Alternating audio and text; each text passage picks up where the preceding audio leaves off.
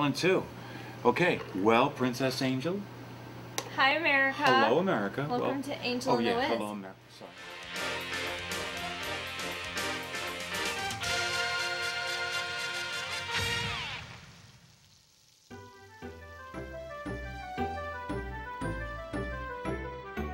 We are now uploading. I hope our shows still look okay, because we are now uploading to the broadcast station as well. Oh, that worked?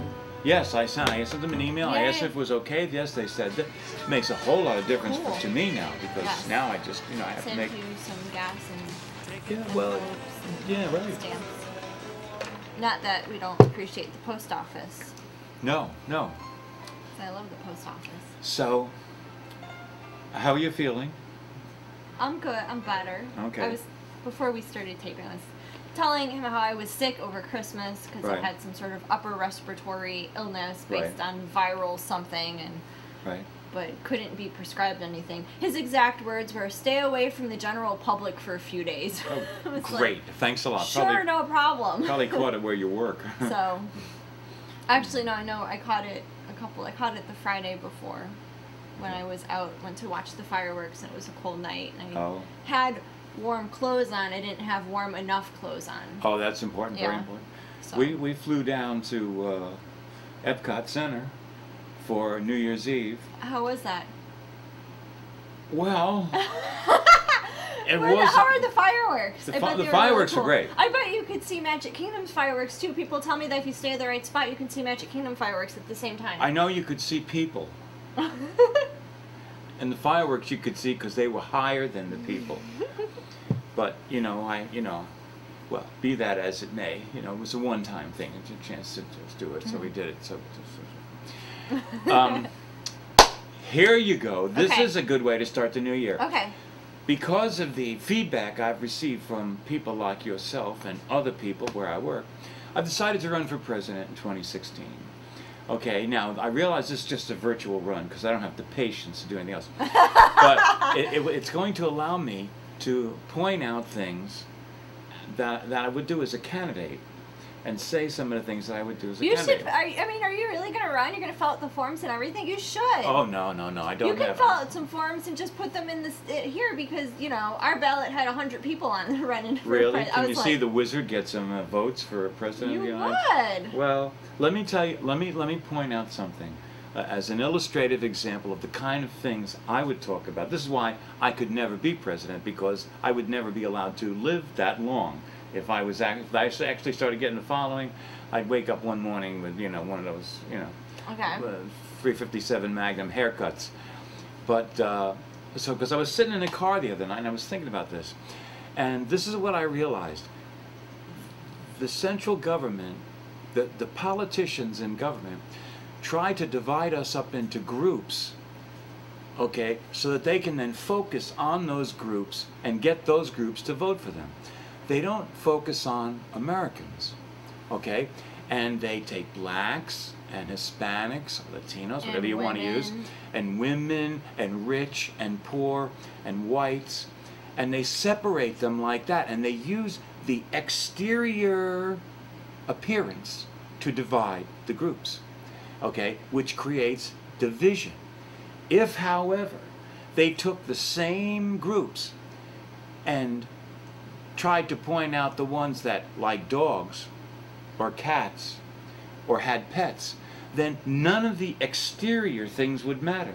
And rather than be divisive, we would be together, because there's blacks and Latins and Hispanics and women and rich and poor that have pets.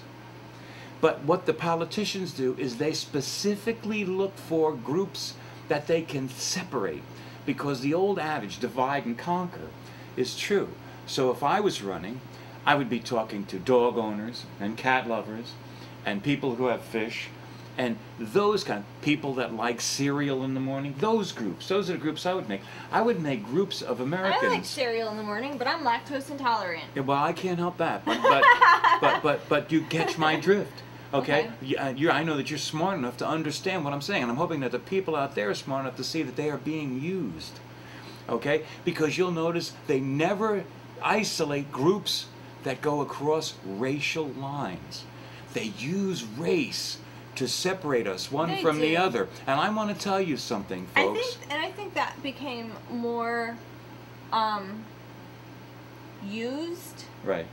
The first time Obama ran for president. Sure. And I don't. This time he used rich and poor. And I don't think that it was intentional on the Democrat side. I really don't. I mean, it could have been, but You're I didn't. so sweet. But I didn't feel that it was. I understand. I mean, I truly don't feel that it was. I felt that Sure, I understand. the Republicans, you know, but whatever. Of course, the Republicans did it, but the I will Democrats tell you didn't. this. Right, I sure. will tell. I No, understand. I mean, I don't think that they didn't. I think that once it was brought up, or anyway. Anyway. It's anyway. Because I have more planks I want to go into. Go on. My roommate Okay. said something interesting, and I might have said this before. I don't really remember. He says, you know, our country was founded by a bunch of rich white guys. I mean, that's the truth, because men of power. They were the only ones that could do it. Right. They were the only ones that were educated, because that was the time that we lived in. That's They right. said, and so it was founded, therefore it was created to sustain the living, the rich white guy. Does that make sense? Like, it was founded by rich white guys, so it was created so rich white guys would always be the ones that have the... Right, but no, whatever. that's not true. That's absolutely not true. No. It's absolutely not true. Read the Constitution. I think that now things have been changed and are changing. But at the times, that was pretty true, I think. It was founded by those people because they had the power and to the do education. it, the strength to do it, and the education to do it. But it was founded for everybody. If you read the Constitution, you can see that they tried to watch over everybody. And the only reason slavery was allowed was because some southern states would not agree to the Constitution if slavery was banned. And they knew they were always going to come back and get rid of it. They didn't want it to be a part of America. If you look what the things that, you see, America was built on the premise that each individual, even women, are isolated individual people, and they have special talents and gifts. How come it took so long Can for I us finish? to get What? the opportunity to vote? And look what happened. We started voting for people because their hair is nice. I don't vote for people. Well, you're a thinking woman, and you are the new woman. That You most represent. women are not thinking? No, but too many women have been boxed. How do you think a woman, like, hey, listen, you're wrecking my campaign, having a chance to even talk, and you're already... okay. I'm asking good questions. You can be prepared to answer them in your campaign. Okay, well, what I would say to you is... If you want my vote, you better answer the questions the way I like them. I'm going to answer the questions, because, you see, I don't like the war on women that the Democrats use to get votes, because they're offering you free contraception as a way to buy your vote. And there are some people that are simple enough, not educated enough, to think that should be the criteria. And let me finish. Our problem is we have been boxed by different organizations so that we can be used by them, rather than boxed by those things that keep us together. We have not been looking at what's good for America. Things that are good for America are good for you. Anything that the Republicans think. No. Things that are good for America are good for all Americans. Things that are only good for white females or Hispanic men are not good for America.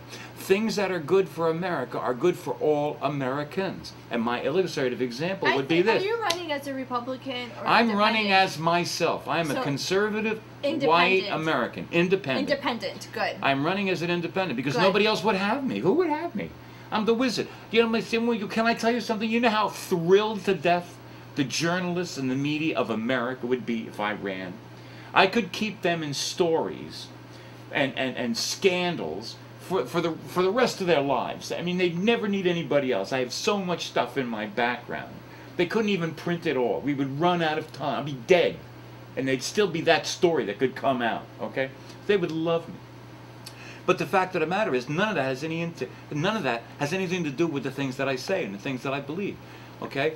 And the point that I'm trying to make is that we need to look at what's good for America, not what's good for Obama or Bonnier or Harry Reid or anybody else. We need to focus on things that are good for all people.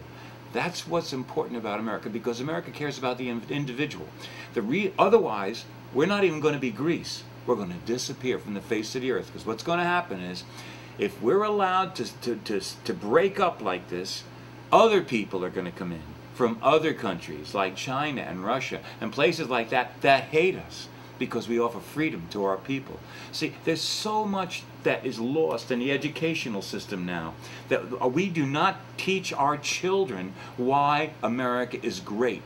And if we have this real, ooh, we can't say America's great problem now, this politically correct crap that they stuff down our throats, because we're not supposed to think about American exceptionalism. But the only reason people come here is because America is an exceptional place. Do you think they're wearing American clothes around the world because we're horrible? They wear American clothes around the world because they want to be like Americans. And you know why they want to be like Americans? Because in America, people are free. I had a gentleman say one time, I wanted to move. I didn't know where I was going to go. He was a foreigner. I didn't know where I was going to go. I thought about going to France, but I knew I couldn't be a Frenchman. I'd always be an outsider. He said, but I knew if I went to America, I could be an American. This is a wonderful, wonderful place. And what I'm telling to you is, each time I think about, every time I get the chance to go on my little soapbox now, I'm going as an independent, strange candidate that America should be so... A strange, conservative, independent candidate. Okay, who does not... find that paperwork. We're going to fill that paperwork out. Well, if you do, I will. But the point that I'm trying to make is this. There are some... happen too. There are some things... You got everything else you wanted, right? We're on YouTube. We're doing everything else that you want. So guys say go for it. Well, let's do it. And my opinions will reflect what's good for America, what's good, and that's the things that I care about. I say, let's look at the groups that bring us together, not groups that keep us separate. Why do people, I won't say Democrats, although you figure it out yourself, okay? Why do people talk about me as a white person? Why don't they talk about me as an American? Why do we have Latins and blacks and Hispanics and Asians? And that's nonsense. They are Americans all. They come. Do you think Mexicans risk their life coming here to America because they want to be poor? They are coming here because they think it's the best thing they can do for their families. And you want to know that most people want, all the vast, vast majority, and this middle class, upper class, 1%, this, that, the other, division. And I tell you, anybody that divides people up into boxes does not have their best interest at heart. Who would be your vice presidential candidate? Well, who would be? Nobody would. Nobody would ever come with me. I don't think anybody would come. Why, you want to go? You want to be VP? I'll do VP. Okay, see, young VP, and old. VP, I'll be boy. I'll be your head of the Department of Education. You know something? And I would trust you with that. You know why? Because you've seen the children. You are still close enough to the children to be watching out for them. Same thing with the unions. Okay? The unions watch out for their little group. That's not good for America.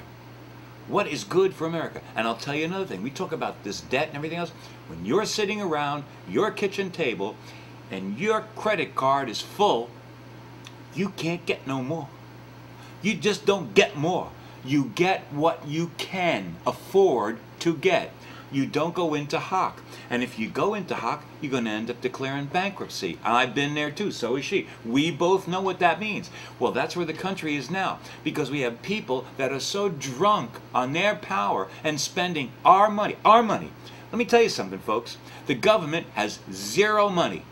The government has no money of its own. It makes some fees from leases, from oil, and that should be our money, not the government's money, because it's our land. We are the Americans. You know, in Alaska, Sarah Palin took the money that came in and from the leases, from the oil, and gave it to the people.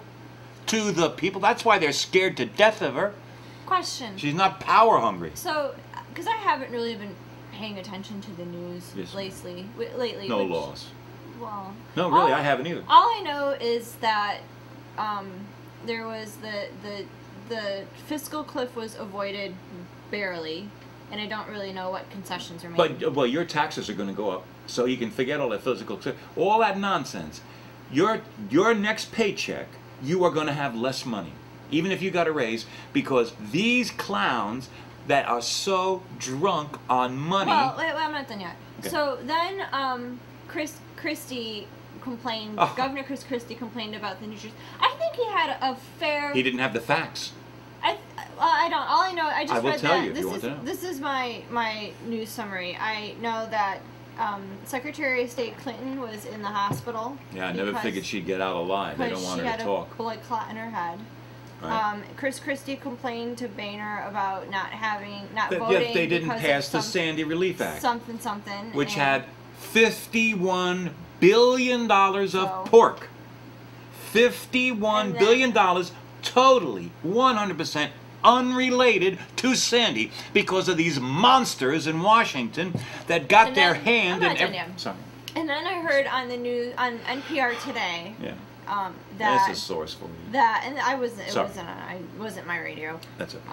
That Obama was saying something about, he goes, I'm not going to fight with Congress over the debt ceiling because they have to start figuring out a way to pay for the laws that they've already passed, or something like that. And I didn't really know what that was about, and I just was like, oh, okay. Well, I was sure. But I want to go back to something you said about women. Okay. Because this thought came through my mind. But I just want to point out this thing with Christie. That's all been resolved because they're giving him the money that's for Sandy. Okay? Right, they pull that other money out, and that's how it should be. And the reason we have to deal with the debt ceiling that this drunken moron down in the White House says it's Congress's fault because they have to pay for the laws they already passed. No. This guy has spent $4 trillion on his own. So that's why we don't have the money. And let's be serious, folks. The hell with this debt ceiling. I wouldn't give them another dime. You know what? Why? And then we'll come back to the women. Why? You're around. You got to run the country the same way you run your home. You buy what you can get, and you don't get what you can't afford to get. And if you have some credit, fine. You use that credit, and when it's up, it's up. Okay? That means there's certain things you can't do, even if you want to do them. You can't. Why should the government? Why should the government be able to just spend and spend and spend and spend? Because all they do is come to you for the money. You know, with these people that we're handing money to, okay, fine, if they deserve it. Why is anybody getting unemployment insurance if they're not looking for a job and reporting in every week where they went to look for a job?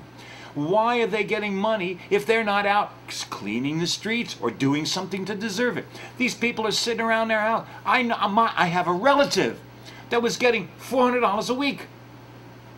Why work? He stayed on this whole weekend. And in this physical cliff, we just extended unemployment benefits.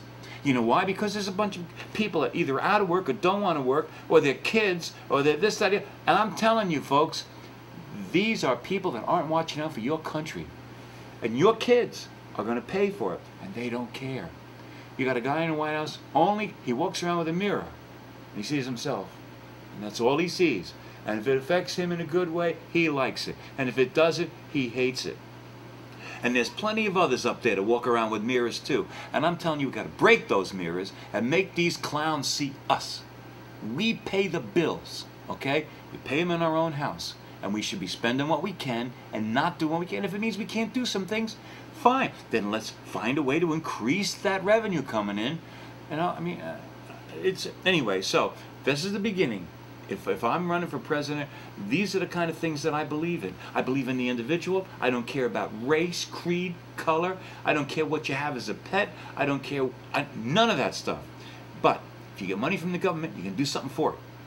Nobody gets a free check. You can do something. You know what that would mean? That would mean we could get our streets clean, maybe. Maybe we get some garbage picked up. There's things out there that could be done. So, back to the women. Back to the women. You had said something about the 2310. Like, you know, they vote for the person with the best hair or whatever. Obviously finish this next week. So, yeah. Okay. So anyway, I was thinking, well... But I've heard that. Well, yeah. I've heard women say, oh, he's cute, I'm going to vote for him. What the hell is that? Yeah, I've heard that too. And some of it is because I don't feel that, well, I think some women are just superficial like that, but I think men are equally superficial. I think that there are some men who are just as superficial. But as that. they call them really low care. information people now. That's what they call them, low information people. But it was just me. It just brought me to, like, I thought, thinking back in the day that, like, you know, when women probably first started to get the right to vote, I think it was and got 22, women's rights, 1922 or something like that. something. I think it was 1920. Okay. Anyway, that they were still not educated. Not educated. They were like, their husband was the head of the house, gotcha. and you had to do what the husband said. I can't think of the right. No, you know, I understand what you mean. There was a it was a time when women had no rights. It's like Saudi Arabia today. And anyway, you can when my grandparents, they live in the dark ages. When when my grandmother was still alive, you can see that with my grandfather and my grandmother, that they were raised in the time, even though they were married in the 40s. You know, you still they were still the head of the household. As they were older, that you listen to what my grandmother listened to what my grandfather said. Right. Like, you know, and I'm sure that there were things like, oh, you vote for this person, and it was okay, you know, because they weren't given other options. But now, what bugs me now today is when women intentionally give that portrayal of that. And here's an example. My sister, and we're going to talk about my sister next week too. Okay. When they go out to dinner, right, like the group of us, my sister will tell her husband what she wants to order. Right. And then when the server comes around, the husband gives the order for him, and then my sister, and says, oh, and she's going to have. Right. Like. Now there was a time when that was like a courtesy that you did, but that's not like that so much anymore. I'm like, you can't order for yourself. Yeah, I'm like, it's one thing if, like, she's dealing with a screaming child, you know. Right. I get that, you know, and I tell Adam what I'm going to eat in case I have to go to the bathroom, and so he knows what to order. Right. I told. But otherwise, you order yourself. Yeah. What do we want? I would like the chicken sandwich, please. Like, you know. Of course. You know, and I'm like, really, you can't just talk, and that drives me nuts. And they've done that multiple times, and I'm like, oh, you know, I feel like she. But it might have just been the way she was raised. Maybe she was raised in that. I was raised the same way as her. Okay. There was not. My mom ordered for herself too. Is it something that she does because she likes it, or is it something? I doubt it's something he demands. What does a guy demand from a girl these days? It's more along the lines of, you know, so he feels that he's in charge or the head of the house or whatever it is, like to give off that feeling, not. Right. I don't know. So because sometimes like an act, it's just an act. That kind of thing. And that annoys me. That kind of thing really was. Oh, we have to think about going. Okay, so listen, we're going to pick this up next week. Yes. Okay, right now you're going to meet David Teslab. He's a tiger trainer from Cedar Point in Sandusky, Ohio.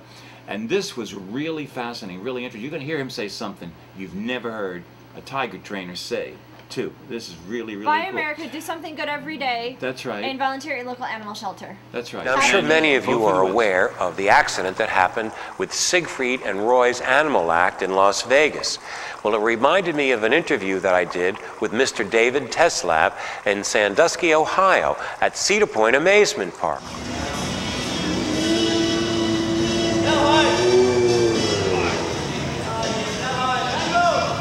Just saw a little bit about what this gentleman does when he's on the working side of this grade. Dave, I want to thank you very much for coming on camera with. Now, this is not a skill one learns down at the school, Dave. How did you get into this? I'm a second-generation animal trainer. My father and mother worked in a big cage before I did, so some of it I learned from them, and the rest I'll just kind of pick up on my own, and I like to drift around a little bit. Everybody out there wants to know, is it as scary as it looks?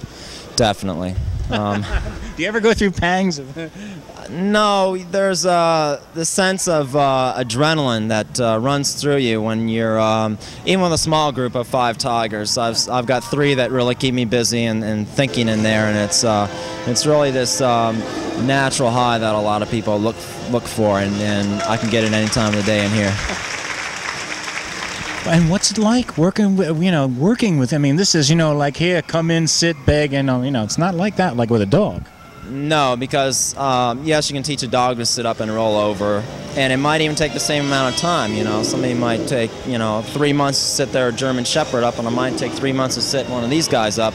But the difference is that Fido's not going to rip your lungs out, and this can. So you have to be patient and extremely careful at the same time. And just like with training any animal, you have to take your time, be patient. And with tigers, you have to be firm and polite at the same time. You have to really be on top of them because they're always thinking ahead. The tiger thinks this, and you have to think, well, if he's thinking this, then I better think this. Because trainers have been killed stepping in the wrong spot. That's how tricky it can be inside. Now what determines the wrong spot? Just what they're thinking? The way you move and the way you train them determines that. If you have the tiger in a certain position and he knows, hey, this is where I'm supposed to be, then he knows. And if you know he knows and you know where you're supposed to be, then it should be okay. But the day comes when you let your mind drift for a second and you're in the wrong place and the tiger goes, whoa, what are you doing there? You're not supposed to be there. And sometimes they react in a very violent way. We have some very rare royal white tigers on loan to us for a short time, and we'll go over and bring one out and you can look at them up close. Akbar is a very rare animal. There's only 150 like him in the entire world.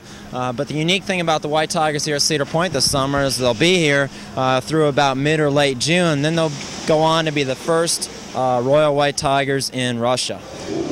They are being purchased from Joseph Marcan, who's one of the top breeders and also circus trainers here in America. And when the Moscow Circus was in Orlando last November, they went up to the winter quarters where Mr. Marcan keeps his animals, and they were so impressed with his white tigers, they immediately started negotiations to buy some, and that's been going on for 6 months, and the deal is going through now, and Cedar Point's more or less a layover spot. Now, is it safe to assume that the only reason I still have my right leg is because he doesn't have claws? No, he has all his claws and his teeth. Fascinating. And you have to imagine that he looks big now, but in 3 years, he'll double this size. Really? Oh yeah, 500–600 pounds when he's full grown. And what is he now? A couple? About 250 probably. Well, good kitty. Well, listen, I want to thank you for. Come on, Akbar. I want to thank you for scaring every last little bit of me that was left here out. And beautiful cat. Okay, David, I really, really, truly appreciate it. And you're just one of the many beautiful people here at Cedar Point. Thank you. Thanks for coming out today. It's enjoyable. It's my pleasure. And we'll be back after this.